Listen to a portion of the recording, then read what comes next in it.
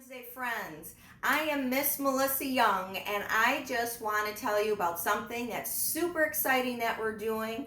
We're going to start putting out videos every Wednesday at 6:30. My good friends, Martin and Kristina, are going to be holding these videos. They're going to be doing fun and exciting science experiments, and they're going to have a little lesson with it. It is going to be so much fun. I hope you guys join in and you watch them each and every week. It's a wonderful way for us to connect while we are away from each other. We miss you all so much. We hope you're staying safe. Bye-bye.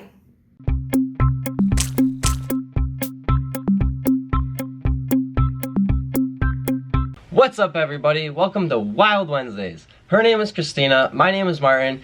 We want to thank Melissa so much for this awesome opportunity and awesome introduction to this. We are so happy to be able to be doing this.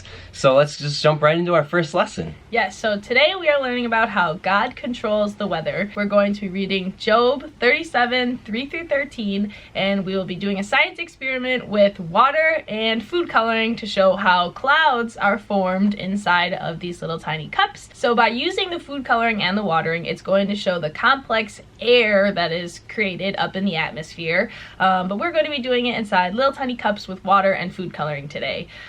So we get to see all the circulating motions and everything that's created up in the clouds and in the sky, but inside of our little tiny home right here now. So we're going to break into the Bible and open up into Job and start reading about how God controls the weather. So in Job today, we're going to learn about how God controls everything in the weather, whether it be lightning, thunderstorms, rain, or snow. Everything has a purpose. And so we often joke about that our parents hear that the weatherman always predicts that the weather is going to be wrong. And so today we're going to kind of figure out why the weatherman really can never also predict the weather, because God is the only one who truly knows what the weather is going to be like, and he controls the weather. So no matter how hard a weatherman can predict the weather, it may be wrong. Alright, in the Bible we're reading Job chapter 37, lines 3 through 13. He unleashes his lightning beneath the whole heaven and sends it to the ends of the earth.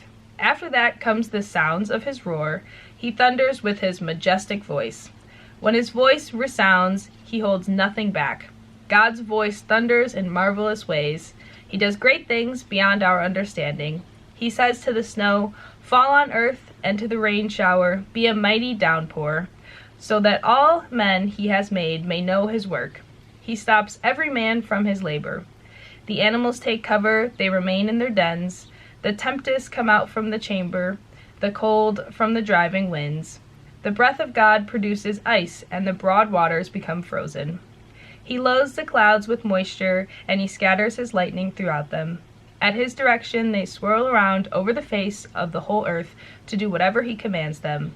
He brings the clouds to punish men or to water his earth and show his love. So line 13 is going to be where we focus on our Bible lesson today and the science activity. I'm going to read it again and then go over it a little bit more so we can go into more depth and then get into our science explanation. He brings the clouds to punish men or to water his earth and show his love. So we can relate that to seasons, or we can relate it to different types of weather that we see in the Bible. So one big example that we know of is in Noah's Ark, when he flooded the earth for 40 days and 40 nights. Obviously that was to do some correction on his end, but it also is to show that he can make the land more fertile. And after the 40 days and 40 nights of the flood, the land was fertile and crops were starting to grow again and animals were flourishing. So we see his correction and his mercy for his land in an example like that in the Bible with Noah's Ark. And we can see his love for us and love for the weather and his earth with the seasons that he gives us. So being that we are located in Buffalo, New York, we have a variety of seasons. We have summer, spring, fall, and winter, and we can see all the different beautiful weather that we get during those 4 seasons. So in summer, you have a hot sunny day. You just appreciate the sun so much. In spring, you get to see all the beautiful flowers growing. In fall, we get to see all the leaves changing and everything. And then in winter, as much as we dislike the cold, the snow is so much fun. Building snowmen and playing out in the snow is just so much fun. And so that is where we can truly see God's love for us with his weather. So now we're going to break into our science experiment. We're going to show you guys how to make clouds out of food coloring.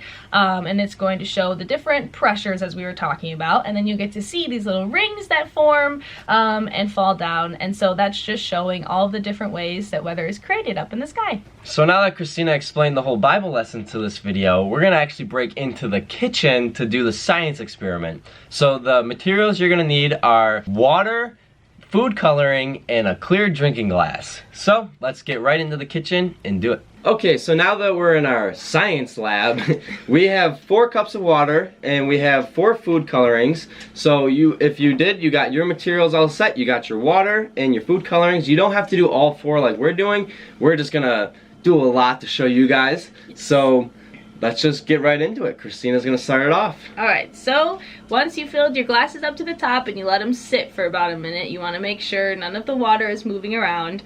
Go ahead and you can pick out your favorite color. What you're gonna do is you're gonna gently place in 2 to 3 drops of the dye, and then you're gonna let it sit a little bit and it's going to start moving, and that is going to be basically the clouds forming, and then you will watch little tiny droplets fall down and it'll create rings.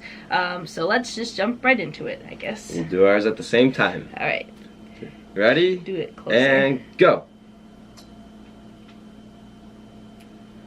Whoa. That looks really cool. So you can watch it separate, and then if you look at the top, it kind of forms like little rain droplets almost. That is the mixing of 2 different types of liquids. So because water and food coloring are not the same, they separate a little bit, and actually I think Martin's went way better than mine did. Mine plopped out, but you could see it all just falling into the bottom because the food dye is heavier than the water. That's interesting. So we can do 2 more colors if you want to. Here we go again. Drop. Drop, drop. So as you guys can tell, you can start seeing that the food dye that you put up at the top slowly starts to fall from the top. Looks like little rain droplets, little clouds that you got going on. So once it starts to fall to the bottom more, you can keep putting in more food dye to keep repeating this process. So you can keep creating these little rings and everything. So we'll go with red, pink for this one. And it might be a little bit more hard to see now because of the actual food dye, but now that there are 2 different liquids inside of this glass right now, you're going to create the actual rings that fall down. So the slower that you put the drop in, the more you'll be able to see the ring fall, and it creates just a little ring that falls all the way to the bottom. So the rings and the turbulence that we created inside of these glasses is something that scientists still don't really understand completely, which makes it very hard for weathermen to predict the weather in the upcoming forecast, which is why we have to put our trust in the Lord and know that He is the one who knows the weather the most, and He will be the one changing it. So to conclude all of this, you can continue this process a little bit more with different colors. This green one, we'd probably have a lot of fun with adding some purple into it, just so you can see the different ways of how it's formed.